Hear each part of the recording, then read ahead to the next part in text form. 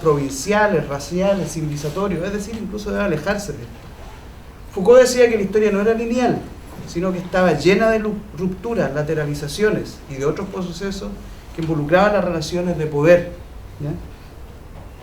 Decía, la verdad se encuentra en las luchas, ¿no? Tomando la idea de Nietzsche, ¿ya? Me salto todo lo otro.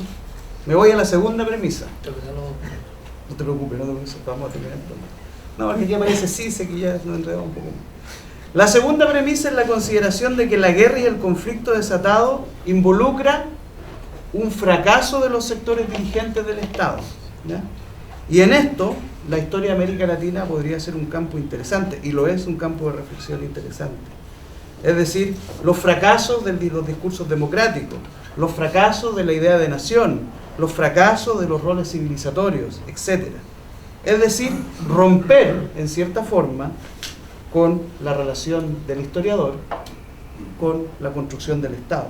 Empezar a preocuparse de los errores del Estado, ¿ya? Es decir, lo que Adorno llamó enfrentarse con conciencia al pasado, ¿ya? Afrontar los errores, ¿ya? Y Habermas señala que ahí el historiador tiene los espacios públicos, los espacios literarios, los foros ciudadanos y las comisiones parlamentarias para descubrir cómo el Estado, ¿no?, comete errores y pasa y niega ciertos procesos sociales de los cuales la historia debiera también dar cuenta, y sabemos que está dando cuenta. Y la última, no menos compleja, ¿ya?, es que entender la historia como una historia marcada por la violencia. Esa sería una cuestión, no como un error, sino que como una característica, como lo que dice Geyer, como algo que está ahí, como una sociedad que volverá, aunque lo intentemos alejar. Voy a terminar, ¿no? En este sentido, ¿no?, encontramos, por ejemplo, todos los discursos sobre el otro en nuestras historias, los discursos sobre los bárbaros en nuestra historia, los discursos sobre el enemigo dentro de nuestra historia, ¿no?, el discurso sobre la civilización de la barbarie, ¿no?, tantas veces señalado durante el siglo XIX y parte del siglo XX. Ahora, para ir cerrando, la obsesión por la violencia, ¿no?, que también es parte de este trabajo, porque es ciertamente obsesivo trabajar en estos temas, ¿no?, involucra reconocer incluso por qué nos preocupa la violencia. Steven Pinker, un intelectual más o menos reconocido, diagnostica que el siglo XX fue un siglo de poca violencia, comparada, hace una comparación que ha sido bastante cuestionada, pero ha dado mucho debate, comparada con las violencias y las sociedades previas al siglo XX. En cierta forma, para Pinker, la violencia se ha exacerbado en los discursos intelectuales, ¿no?, cosa que ha sido criticada, entre otros, por Bessel, de una manera más o menos interesante. Por último, la violencia en el discurso, ¿no?, el no reconocer en el otro ciertos atributos, la violencia contra el extranjero, la violencia racial y la violencia contra el inmigrante, que hoy día se vuelven a plantear. En cierta forma, hoy nos enfrentamos a un tipo de sistema que exacerba el narcisismo, ¿no?, el régimen neoliberal, donde la violencia no existe más que en función al mercado, y el mercado es la instancia donde los individuos se encuentran cuando tienen intereses. La catalaxia de Hayek. En esta perspectiva, creo que los historiadores tenemos, entre muchas otras tareas, también la idea de desarrollar un discurso histórico que señale fracasos, diferencias, alternativas, y donde las advertencias son muchas en el pasado, pero también hay mucha esperanza. Quizás así podemos enfrentar y transformar el desierto, porque no se trata de escapar del desierto. Escapar del desierto es salirse de la sociedad, salirse del tiempo. Pues como escribe el recién galardonado Premio Nobel de Literatura Bob Dylan, más allá de aquí, baby, no hay nada, nada hecho, nada dicho. Muchas gracias.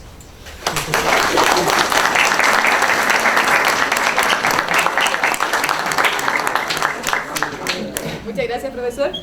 A continuación, nuestro compañero José Miralles nos va a presentar su trabajo. ¿Te parece? Ya, muchas gracias. Pura violencia. Bueno, primero agradecer a los chiquillos de la revista por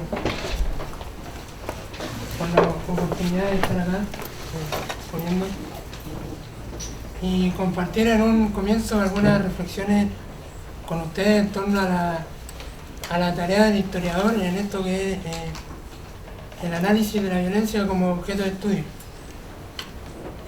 Comenzando con algunas ideas de Enzo Traverso, considero que el análisis de la violencia debe estar encaminado primero a poner sobre la historia de aquellos hechos violentos que han sido olvidados o silenciados por la historiografía, debido a un poco a la caracterización de estos mismos desde el protagonismo que nos resulta que sean los vencidos por la violencia los que son olvidados por la historia.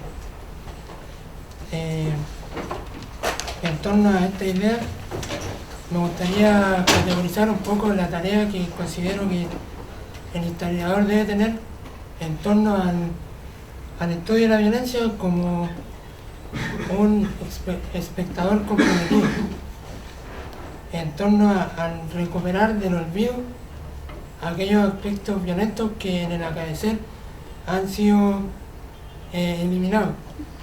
Y por lo mismo me gustaría considerar un poco cómo el historiador debe ejecutar el análisis desde un compromiso, primero desde su tiempo y luego desde un juicio que nos lleve hacia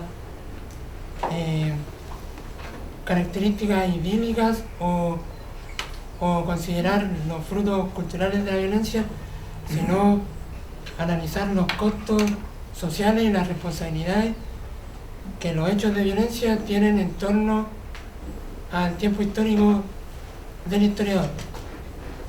Por lo mismo, considero que como tarea principal del historiador en torno al análisis de la violencia debe ser un poco despojarse de la neutralidad ilusoria que existe sobre la disciplina y llevar un poco a el análisis, sacarlo del conflicto que lo pone como militante. Me parece que la Revolución Francesa como objeto de estudio es un hecho histórico importante al momento de analizar la violencia no solo como aspecto destructor, sino como la presencia de ciertas vinculaciones que nos llevan a rescatar la violencia desde el olvido. Por ejemplo, la articulación de violencia creativa con la existencia de un vacío institucional.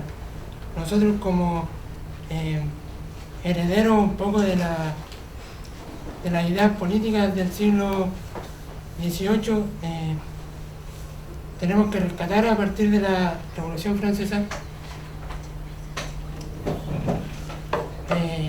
elementos que se dan culturalmente y que influyen incluso en el largo devenir histórico para el análisis. Un poco con este posicionamiento un poco quiero introducir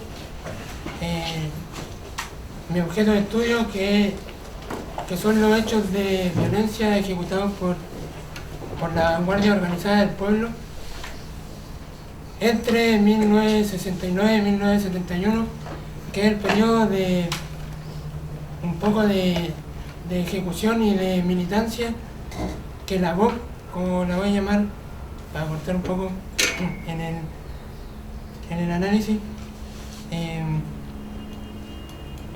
presenta en sus acciones directas. Entonces, el objeto de estudio que pretendo señalar acá es el ajusticiamiento como una perspectiva propia del ser violento en la conjunción de una serie de características que se presentan en el militante.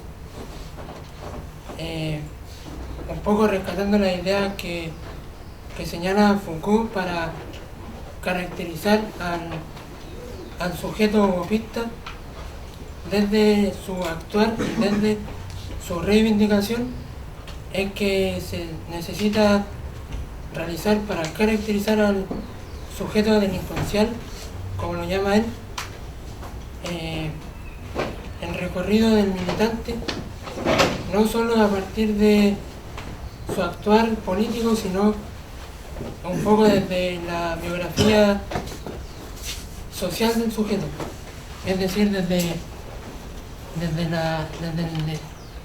su origen, desde su actuar como sujeto social, y también en suma con la conjunción de no solo del sujeto, sino también de la conformación de una mentalidad que como sujeto desviado lo cohesiona y le da un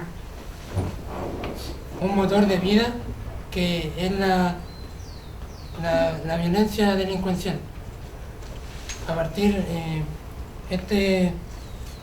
esta reacción entre sujeto delincuencial y grupo desviado se produce una violencia delincuencial y creativa que consolida un producto cultural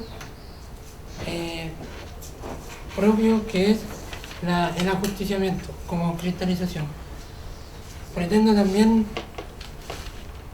con el análisis recuperar la laguna del olvido que se presenta previo al trauma histórico de violencia que es el golpe de Estado, y dar un poco de explicaciones en torno a por qué este producto cultural que es el ajusticiamiento y el grupo gopista se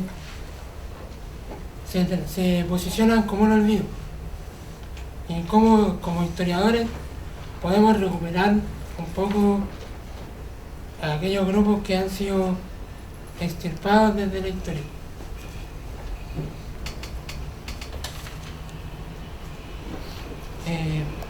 También quisiera compartir un poco una cita de Walter Benjamin, que entrega algunas pistas sobre la reivindicación de la violencia en un contexto ético.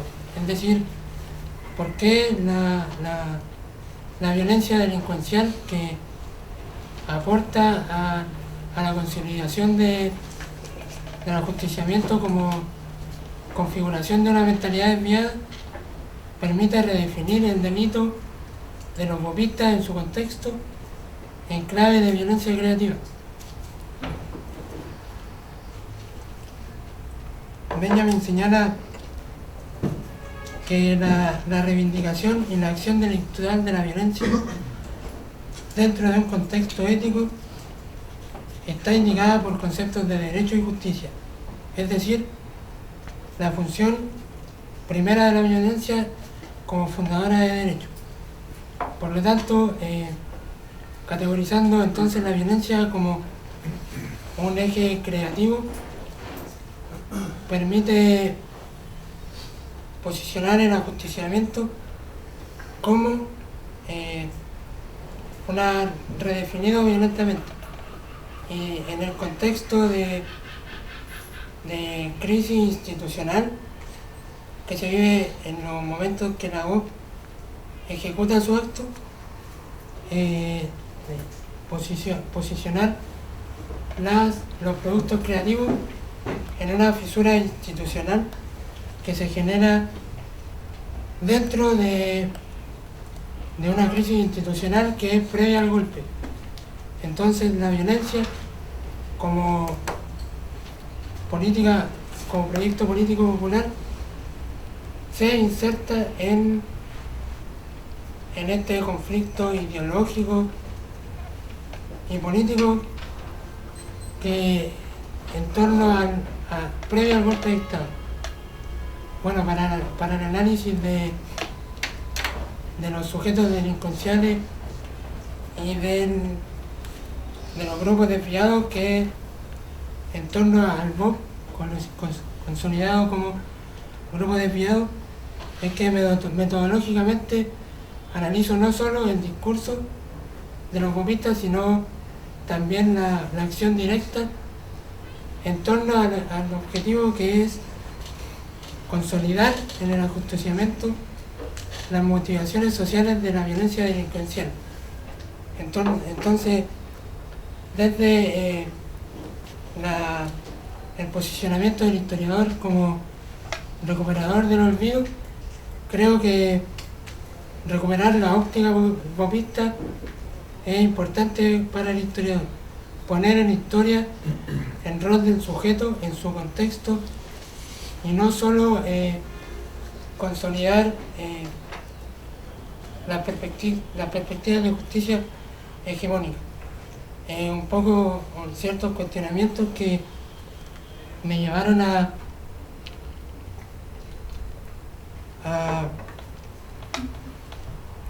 definir este objetivo es recuperar al sujeto delincuencial no solo desde la estigmatización que vive, desde la marginación de la izquierda institucionalizada, sino también percibir en la noción del sujeto delincuencial algunas perspectivas clasistas de justicia y encontrar algunos aspectos de conciencia política en miembros de grupos de izquierda como el BOP, que fueron catalogados como delincuenciales por la izquierda institucionalizada. Y también recuperar un poco el papel que los sujetos sociales como estos tienen en torno a las fracturas que generan en el poder.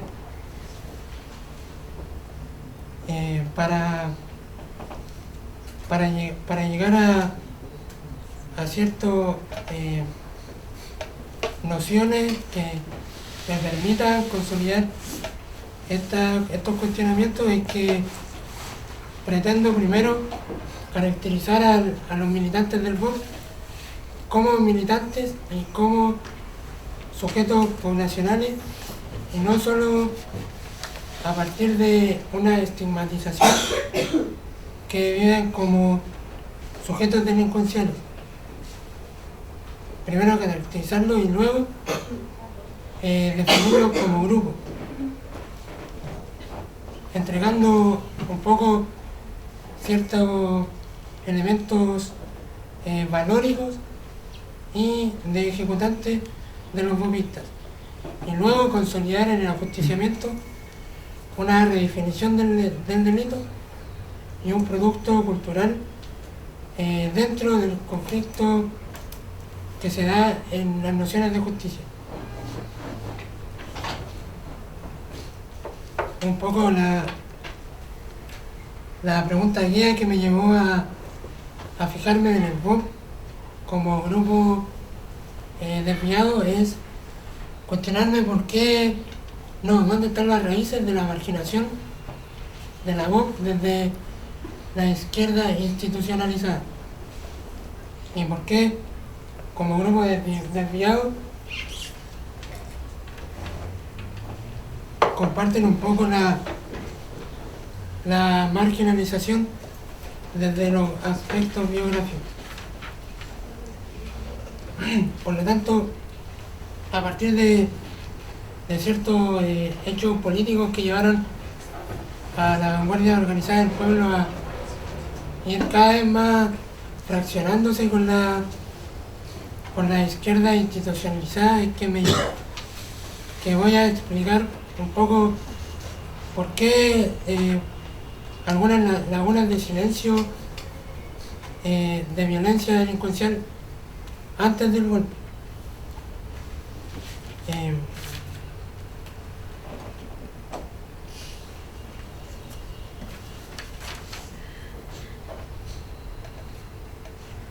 Bueno, analizar un poco primero desde los aspectos discursivos de la vanguardia organizada del pueblo, desde los militantes nos lleva a la caracterización de los militantes,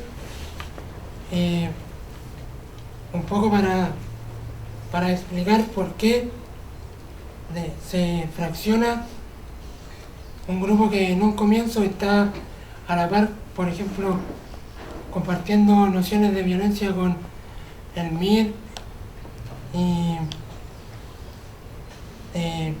por qué existe un distanciamiento a partir de la institucionalización de la izquierda